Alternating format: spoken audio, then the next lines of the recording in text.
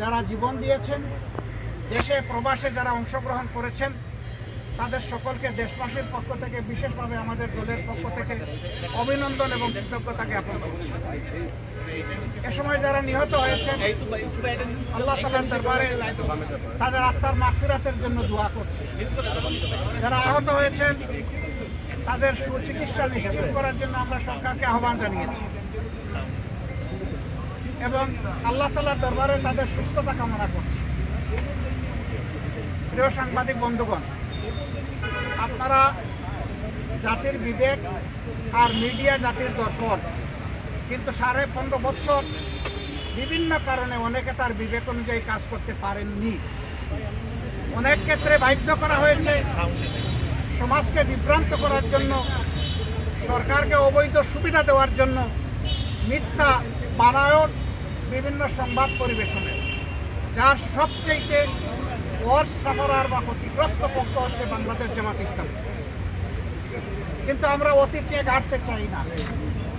আমরা দেশবাসীকে সাথে নিয়ে সকলের সহযোগিতায় দেশটা সামনের দিকে আগাক, সেই জায়গাটাই আমরা অবদান রাখতে চাচ্ছি। এই জন্য অতীতে যা হয়েছে আমরা পিছনে ফেলে দিলাম। তবে যারা সুনির্দিষ্ট অভিযোগে অভিযুক্ত, যারা মানুষ খুন করেছেন, গুম করেছেন, লুণ্ঠন করেছেন, দেশের সম্পদ বিদেশে পাচার করেছেন, আয়নাঘর তৈরি করেছেন, দিবারাত্র মানুষের উপর ত্রাসের রাজত্ব কায়েম করেছেন, তাদের বিচার, তাদের উপরে ন্যায় বিচার নিশ্চিত হোক, এটা আমরা দাবি করি। আমাদের উপর যেমন জুলুম করা হয়েছে, তাদের কারো উপর জুলুম করা হোক, সেটাও আমরা চাই না। আমরা চাই যে ন্যায় বিচারের মাধ্যমে সবাই যেন তার অপরাধের সঠিক পাওনাটা বুঝে পায়। আমরা আজকে এসেছিলাম দেশের প্রয়োজনে, জাতির প্রয়োজনে।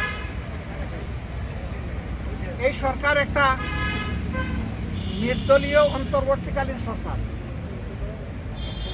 তারা দেশ শাসনের জন্য আসেননি, দেশ শাসনের সুস্থ পথ বিনির্মাণের জন্য তারা এসেছে।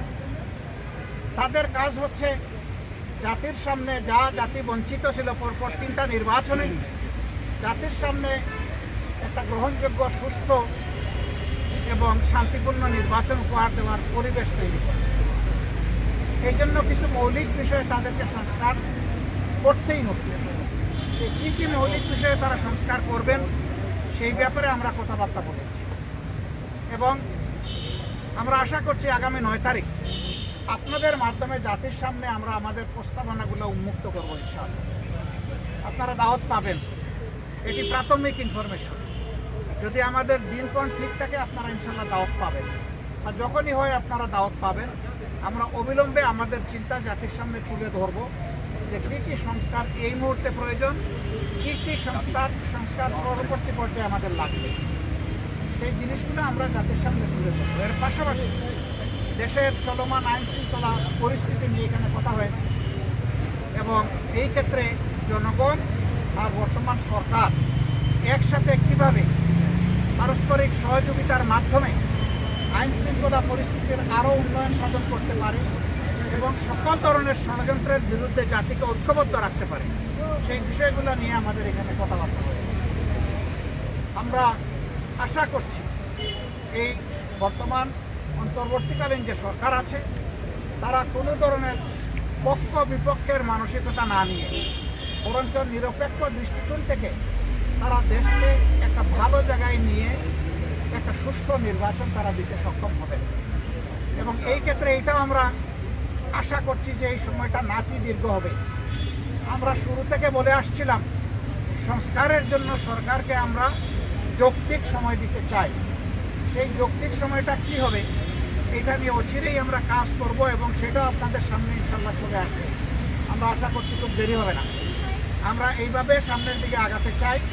আপনাদের মাধ্যমে আমাদের অনুরোধ জাতির এই প্রত্যাশাকে ফুটিয়ে তোলার জন্য এবং আগামী দিনে একটি বৈষম্যহীন বাংলাদেশ গঠন করার জন্য, যেখানে ইনসাফ ভিত্তিক সমাজ প্রতিষ্ঠিত হবে এবং কারো উপর কোনো ধরনের জুলুম দল কিংবা ধর্মের কারণে হবে না, এমন একটা দেশ ঐক্যবদ্ধ জাতি গঠনে আপনারাও আমাদেরকে এই কাজে সহযোগিতা করবেন, দেশবাসীকে সহযোগিতা করবেন। আপনাদের সকলকে ধন্যবাদ। আপনারা যে সংস্কারের প্রস্তাবগুলো করেছেন, এখানে একটা প্রশ্ন এসেছিল, আসন্ন দুর্গাপূজায় আইন শৃঙ্খলা পরিস্থিতি সুন্দর রাখার জন্য করণীয় কী? আমরা সেগুলো আলোচনা করেছি। আমরা বলেছি সরকারের সাথে জনগণের পার্টনারশিপ লাগবে, সরকারের সাথে জনগণের সম্পৃক্ততা প্রয়োজন হবে। এই সরকার এবং জনগণ মিলে, আইন শৃঙ্খলা বাহিনী এবং জনগণ যদি একসাথে কাজ করে, আমরা আশা করছি একটা অভূতপূর্ব দুর্গাপূজা আমাদের হিন্দু ধর্মের ভাই বোনেরা তারা উদযাপন করতে সক্ষম হবে। আমরা সেটা আশা করি। আপনাদের সকলকে ধন্যবাদ। ছিল আপনারা যে সংস্কারের প্রস্তাবগুলো করেছেন সেখানে আসলে কোন বিষয়গুলোকে আপনারা ফোকাস করেছেন? মৌলিক কিছু সেই বিষয় আমাদেরকে কথাটাই জানাবেন বলছিলাম কিনা? যে বাধা ঝাঁপির মূল্য লক্ষ টাকা, খুলে দিলে দাম কমে যায়। ইনশাল্লাহ আমরা ঝাঁপির মুখ খুলবো আগামী 9 তারিখ। সেই পর্যন্ত আমরা ধৈর্য ধরে অপেক্ষা করি।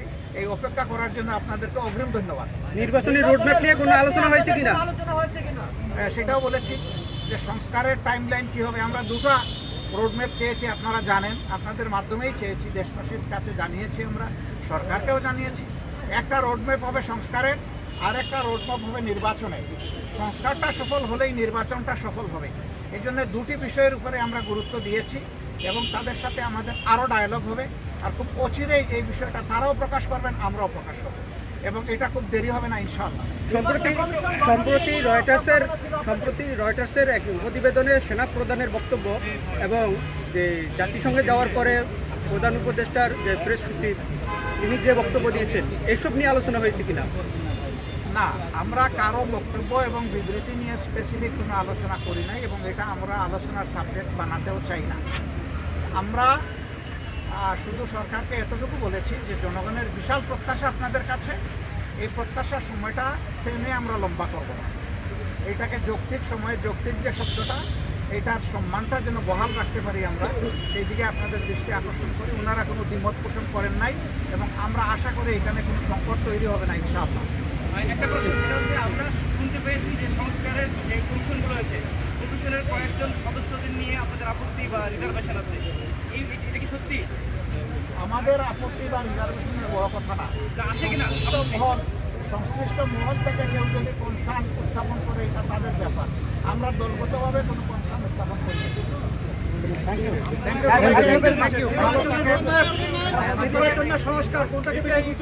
আমরা সংস্কারকেই এক নম্বরে করব।